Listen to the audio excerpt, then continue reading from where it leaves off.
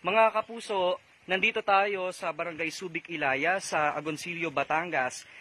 Heto, ipapakita ko sa inyo yung pinangyarihan ng landslide kung saan natabunan o nalibing ng buhay yung isang pamilya dito sa isang barangay. Ito yung exact area kung saan mismo nalibing ng buhay yung 28 anyos at isa niyang anak at dalawa pa niyang kapatid dito sa kasagsagan ng bagyong Karina na pinalalakas ng habagat.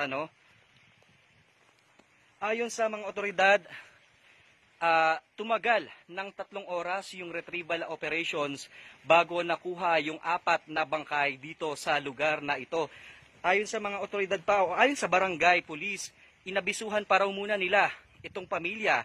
Gabi pa lang, bago mangyari yung insidente, na lumikas na, pero nagulat na lamang sila na bumalik pala ang pamilya sa bahay na ito.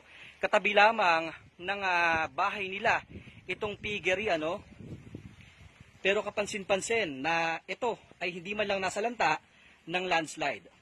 Ang kabuuan ng detalyeng yan ihahatid natin mamaya sa Balitang Southern Tagalog, 5:10 p.m.